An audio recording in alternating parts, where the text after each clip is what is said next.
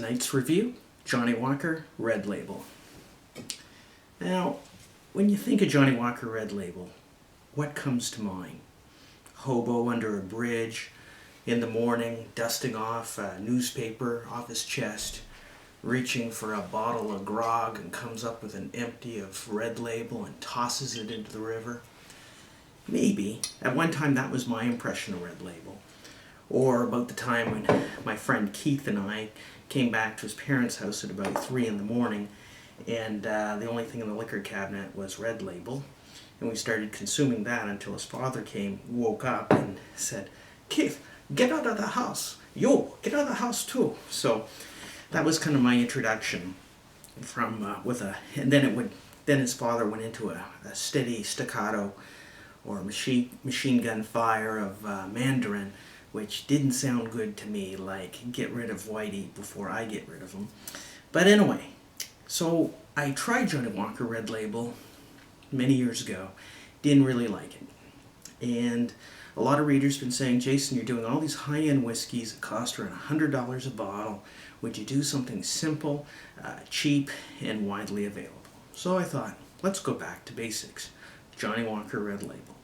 I was in the liquor store a couple of weeks ago with my whiskey dog friend Ken, and for some reason I thought, Red Label, why not? Let's give it a go.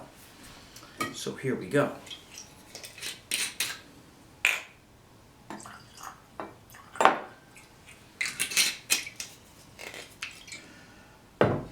Okay, so in preparation for tonight's tasting, it's been about 4 hours since supper.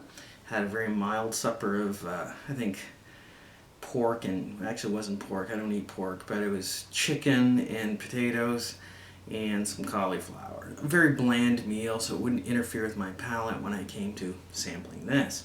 Wanted to come to this whiskey with an open mind. A lot of bad press about Red Label.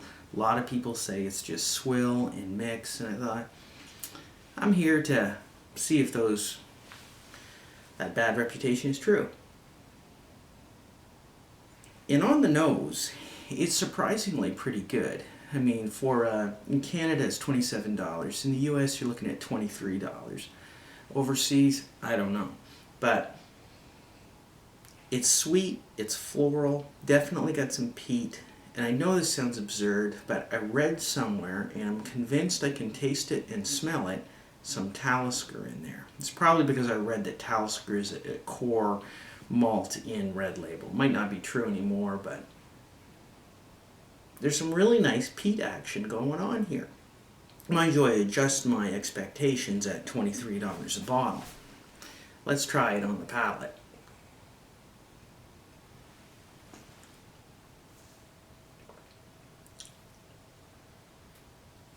It's definitely sweet. It's herbaceous. There's a bit of peat. But the key flavor in Red Label to me is ginger. There's a zing of ginger that goes by. Bit of oak. Definitely vanilla there. It's surprisingly pleasant on the palate. Neat.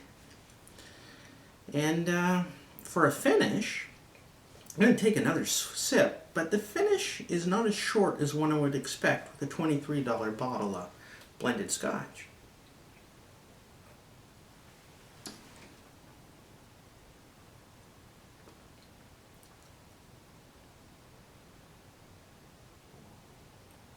It's got some flavor that lasts. And although it starts out sweet, mid to late palate, or like on the finish, it does dry a bit of a cranberry ocean spray thing going on. You got some root vegetables, rhubarb pie. It's not bad. There's a tingling wasabi type flavor profile to it that I actually kind of like. I often think that Red Label would go really good with sushi. A lot of things don't go well with sushi. Beer goes well with sushi. But I think Red Label would work too. Maybe some hibiki. But hibiki is such a fine Japanese whiskey that to drink it with sushi would be not to respect the sushi and not to respect the hibiki.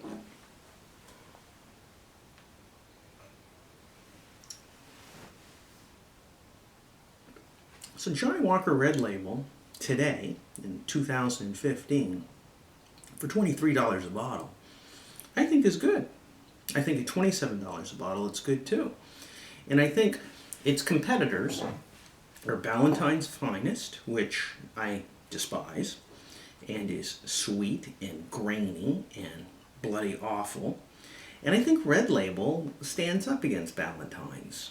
Teacher's Highland Cream is better than this, but not by a lot anymore. Famous Grouse, the basic entry-level bottle, I think this is better. So in the bottom shelf entry-level blended Scotch whiskey, Red Label is respectable, surprisingly.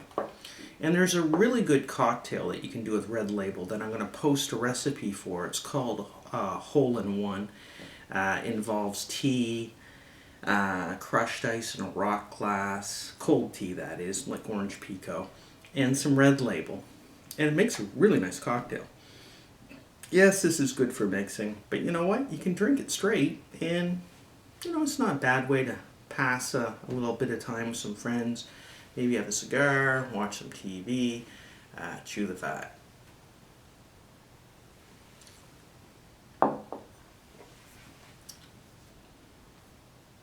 Not bad.